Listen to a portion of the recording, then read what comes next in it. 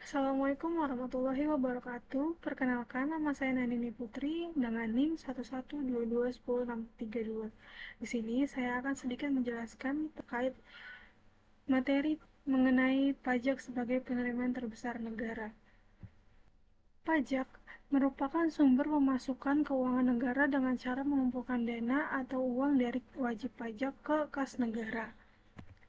Menurut Undang-Undang Tahun 2007 Nomor 28, pajak merupakan kontribusi wajib yang terutang oleh individu atau badan untuk membiayai pengeluaran negara demi kemakmuran rakyat. Pajak berfungsi sebagai alat untuk mengalihkan kekayaan dari masyarakat ke pemerintah, yang kemudian digunakan untuk berbagai kepentingan umum. Konsep dasar pajak adalah kontribusi wajib dari individu atau badan hukum kepada negara berdasarkan undang-undang, tanpa imbalan langsung yang diterima, yang digunakan untuk pembiayaan pengeluaran pemerintah dalam rangka memajukan kesejahteraan masyarakat. Berikut ada beberapa konsep utama dalam pajak. Yang pertama, sifat wajib pajak. Pajak bersifat wajib artinya setiap individu atau badan hukum yang memenuhi persyaratan tertentu harus membayar sesuai dengan ketentuan yang berlaku. Yang kedua, tanpa imbalan langsung. Pembayaran pajak tidak memberikan imbalan langsung kepada pembayar pajak, artinya mereka tidak memperoleh manfaat langsung atau khusus dari jumlah pajak yang dibayarkannya. Yang ketiga, berdasarkan undang-undang. Pengumpulan pajak diatur oleh hukum yang ditetapkan oleh pemerintah yang mengatur berbagai aspek termasuk tarif, objek, dan prosedur pembayaran pajak. Selanjutnya ada fungsi pajak. Ada beberapa fungsi pajak. Yang pertama, pajak sebagai anggaran atau budgeter. Pajak menjadi sumber pendapatan utama pemerintah untuk membiayai berbagai kegiatan atau pengeluaran negara. Yang kedua, fungsi mengatur atau reguleren. Pemerintah menggunakan pajak untuk mengatur perekonomian, misalnya menaikkan pajak atas produk tertentu untuk mengurangi konsumsi atau impor. Yang ketiga, fungsi stabilitas. Pajak membantu dalam menjaga stabilitas ekonomi, mengatasi inflasi, dan mendukung pertumbuhan ekonomi melalui kebijakan fiskal. Yang keempat, fungsi distribusi. Pajak berperan dalam pemerataan pendapatan, di mana hasil pajak digunakan untuk program sosial yang membantu masyarakat yang kurang mampu. Selanjutnya ada jenis pajak. Pajak di Indonesia dibedakan menjadi beberapa jenis berdasarkan kriteria tertentu. Yang pertama berdasarkan wewenang pemungutannya. Ada pajak pusat dan pajak daerah.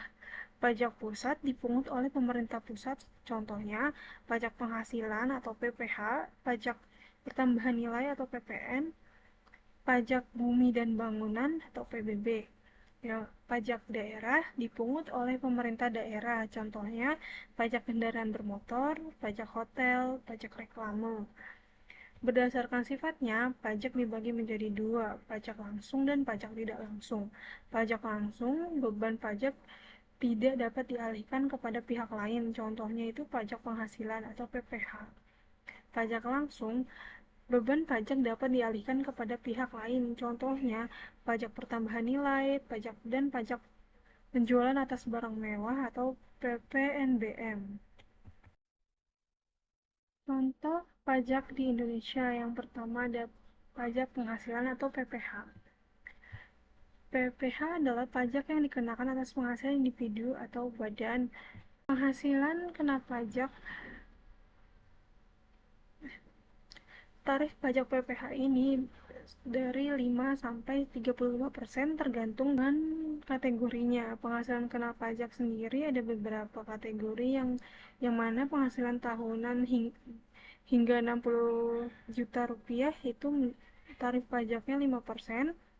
Penghasilan tahunan di atas 60 sampai 250 juta rupiah pajaknya 15%, penghasilan tahunan di atas 250 sampai 500 juta, tarif pajaknya 25%, dan penghasilan tahunan di atas 500 juta sampai 5 miliar, tarif pajaknya 30%, penghasilan tahunan di atas 5 miliar, tarif pajaknya 35%. Yang kedua ada pajak bumi dan bangunan. Pajak yang dikenakan atas kepemilikan tanah dan bangunan. Tarif pajak bumi dan bangunan pedesaan dan perkotaan PBB-P2 saat ini adalah 0,05%, sementara untuk lahan produksi pangan dan ternak tarifnya adalah 0,25%. Jika terlambat membayar PBB, maka akan dikenakan denda sebesar 2% per bulan dari jumlah pajak yang terutang. Selanjutnya ada bea materai. Bea materai adalah pajak yang dikenakan pada dokumen tertentu sebagai bukti pembayaran. Pajak yang dikenakan atas dokumen, baik dalam bentuk fisik maupun elektronik, yang digunakan sebagai alat bukti atau keterangan. Dokumen yang dikenakan bea materai misalnya akta notaris, surat perjanjian, surat berharga seperti saham, obligasi, atau surat berharga negara, dan reksadana. Bea materai dikenakan sejak dokumen ditandatangani oleh pihak-pihak yang berkepentingan atau selesai dibuat atau diserahkan kepada pihak lain. Untuk dokumen yang dibuat sepihak, misalnya kwitansi, bea materai terutang oleh penerima kwitansi, sementara untuk dokumen yang dibuat oleh dua pihak atau lebih, masing-masing pihak terutang bea materai atas dokumen yang diterimanya. Bea materai ini sejak tanggal 1 Maret 2002 tarifnya untuk dokumen adalah sebesar Rp10.000. Yang terakhir ada pajak pertambahan nilai atau PPN. Pajak yang dikenakan pada setiap transaksi penjualan barang dan jasa. Tarif PPN menurut Undang-Undang Nomor 42 Tahun 2009, Pasal 7 yang kemudian diubah dengan Undang-Undang Harmonisasi Perpajakan Undang-Undang HPP pada bab keempat Pasal 7 ayat 1, tarif PPN pajak pertambahan nilai adalah 11%. Tarif PPN pertambahan nilai 12% paling lambat 1 Januari tahun 2025.